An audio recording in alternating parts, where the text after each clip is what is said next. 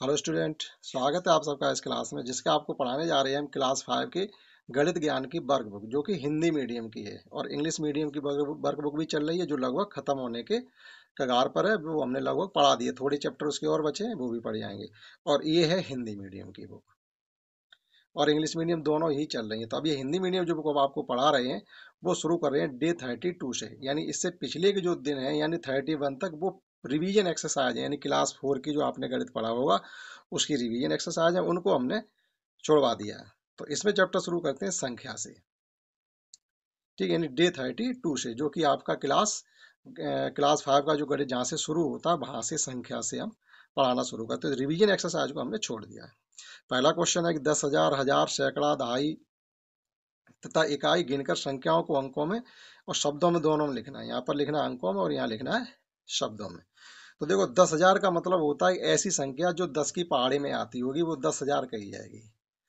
ऐसी संख्या जैसे देखो यहाँ 10-10 हजार के चार ढेर लगे, यानी चार गड्डी मान लीजिए, रुपए मान लीजिए अगर इनको, तो 10-10 हजार की चार गड्डी है, तो इसलिए 10,000 कहा जाता है। तो कितनी गड्डी है 10-10 हजार की? चार। चार 10,000 का मतलब है आप 40,000 समझेंगे। और एक एक हजार की दो है, तो यहाँ लिखेंगे 2,000। सैकड़ा का मतलब होता है 100, 100 के तीन है, तीन सैकड़ा। अब ढाई का मतलब होता है 10, 10 के कितने हैं? पाँच। पाँच ढाई, पाँच ढाई का मतलब सीधे 50 हो जाएंगे। तीन सैकड़ा का मतलब 300, 2,000 सीधे सीधे। और इकाई का मतलब इसमें तीन है। अब आप इनको लिख दीजिएगा। देखो, 10,000 का मतलब है 40,000 और 2,000 का मतलब जानते ही, तो 40 और 2 42,000 हो गई। सीधे सीधे 42,353, ये हो गया 42,353। और यहाँ पर आपको लिखना भी है 42,353। ठीक, तो आप इसको नोट कर सकते हैं। देखते हैं नेक्स्ट क्वेश्चन।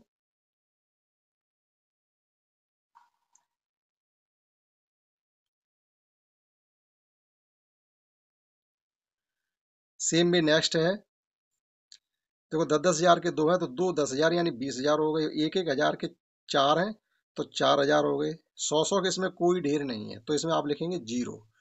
10-10 के हैं पाँच, एक दो तीन चार पाँच, यानी पाँच ढाई से मतलब 50। और एक एक की मतलब है पाँच, एक दो तीन चार पाँच, तो इकाई के पाँच हो गए। अब आप देखिएगा, दो 10,000 का मतलब है 20,000। दो में 10 का गुणा करके बताएंगे तो 20,000 हो गए। 4,000 ये हो गए, तो ये हो गए 24,000। और सैकड़ा की जगह जीरो है। और ये 50 और पाँच 55। पाँच दाई का मतलब 50 और पाँच इकाई का मतलब 5 रुपए खुले। तो 24,055। यहाँ पर आप शब्दों में लिख देंगे 24,055। आप नोट कर सकते हैं। नेक्स्ट क्वेश्चन 2 देखते हैं, जिसमें हमें खाली जगह भरने के लिए कहा गया है कि खाली जगह में उचित संख्या लिखिएगा। जैसे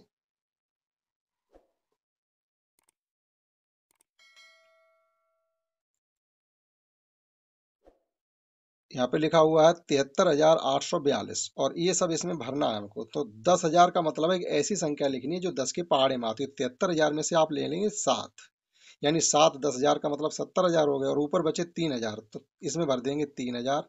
सैकड़ा में भर देंगे 8, और दहाई में भर देंगे 40, और इकाई में भर देंगे 2। इन द सेम वे यहाँ पर देखो, 10,000 का मतलब 50,000 है, तो पाँच 10,000, पाँच 10,000 का मतलब 50,000 हो गए। और उसके बाद हजार पे कोई नंबर है नहीं, तो आप जीरो लिख देंगे। सैकड़ा में सात है, और दहाई में नौ है, और इकाई में जीरो है। इन द सेम भी 26,000 में दो 10,000 हो जाएंगे, और 6,000 अलग हो जाएंगे। तो देखो, दो 10,000 का मतलब 20,000, और 6,000 26,000 हो गई। सैकड़ा में पाँच है, इकाई में दहाई में जीरो है, और इकाई में चार है। लास्ट क्वेश्चन है ये 20,000 और 8,000, 28,795। अब देखो, इसमें 28,795, ये 20,000 और 8,000, 28,790, पाँच 95, ऐसे पड़े जाएंगे। 28,795, तो सी वाला ऑप्शन सही होगा।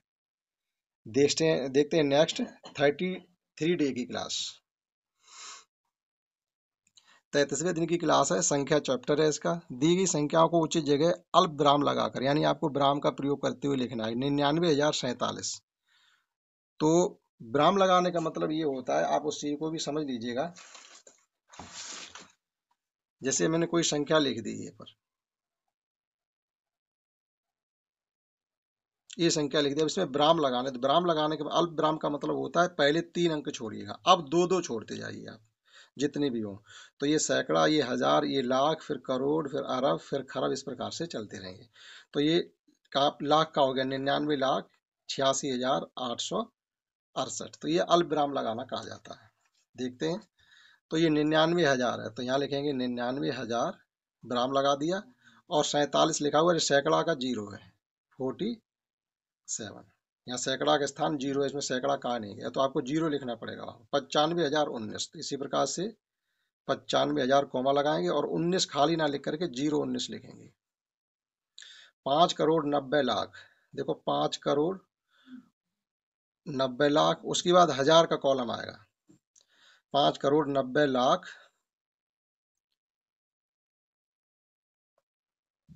40, तो हजार के कॉलम में 0 0 लिखेंगे और 40 के कॉलम में 0 40 लिखेंगे। इस प्रकार से ये संख्या लिखी जाएगी। अब देख लीजिए, इकाई, दहाई, सैकड़ा, हजार, 10,000, लाख, 10,00,000, करोड़, पूरी लिखी। तो हमें कॉलम बनाने होते हैं। देखो, ये सैकड़ा का, हजार का, लाख का, करोड़ का।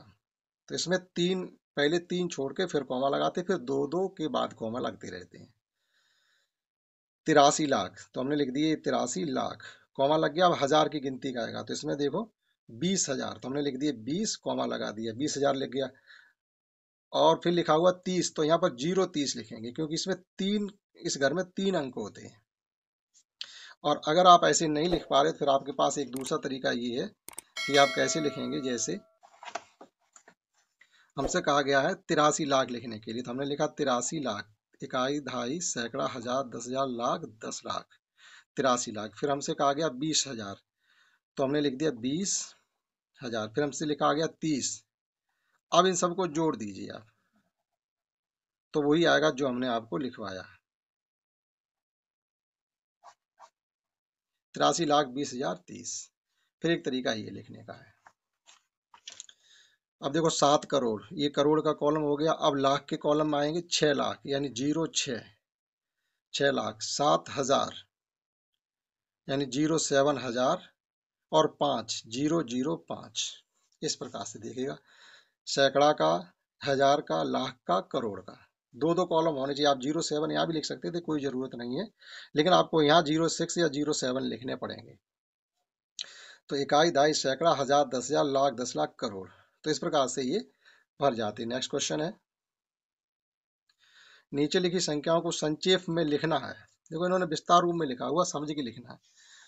ये लिखे हुए 3,00,000, और ये 40,000 और 42,000, दो जगह लिखे हुए हजार। देखो, ये 10,000 का मतलब है 10 के गुणा वाली संख्या लिखी, फिर हजार की लिखी है। तो 3,42,000 और 912। आपको इसका संक्षेप का मतलब है, आपको संख्या ये विस्तार रूप में लिखी, हमने संक्षेप रूप में लिख दी है। ये 2 करोड़ है, ठीक। इसके बाद लाख देखो, फिर 50,00,000 का है, 60,000 है, 580 और 787, तो 2 करोड़। उसके बाद है 50,00,000, 60,000, कॉमा लगाते जाएंगे तो समझ में आएगा। अब सैकड़ा, 5 सैकड़ा और 87, यानी 587। इसमें देखो, ये 3 करोड़ लिखा हुआ है, और ये लिखा हुआ है 9,00,000, यानी 3 करोड़।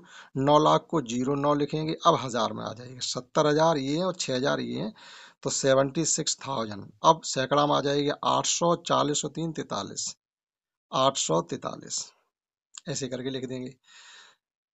इसमें है देखो 70,00,000, ये सीधे सीधे 70,00,000 लिखे हुए, तो लाख के बाद हजार चलेंगे। हजार में देखो 40 और 30, 70 और 7, 77 तो हजार है, यानी हजार को उन्होंने लिखा हुआ 3 जगह, ये देखिएगा। तो 70,00,000, अब हजार के कॉलम में आ जाइएगा। 40, 30, 70 और 7 77, 77,000। अब सैकड़ा के कॉलम में आ जाएगा 587। ठीक, इस प्रकार से इसे लिखा जा सकता था। नेक्स्ट क्वेश्चन है कि दी गई संख्याओं में से किस संख्या में 4 का स्थानीय मान 400 है। इसमें 4 का स्थानीय मान 40 है, इसमें 4 का स्थानीय मान 4 ही है, और इसमें 4 का स्थानीय मान 4 के आगे 3 अंक है, तो 4,000 है। लेकिन हमसे 400 कहा गया, यहाँ पर 400 है, डी वाले में 4 का स्थानीय मान 400 है। ठीक। नेक्स्ट है, कि दी गई संख्याओं में रेखांकित अंकों के स्थानीय मान बताइएगा। तो इसमें 5 लिखेंगे पहले, और 5 के इधर 4 अंक हैं तो 4 जीरो, यानी इसमें 5 का स्थानीय मान 50,000, और इस 5 का स्थानीय मान केवल 5। 7 का स्थानीय मान, 7 के इधर 4 अंक हैं तो 4 जीरो, यानी 70,000, और इस 7 का स्थानीय मान केवल 70।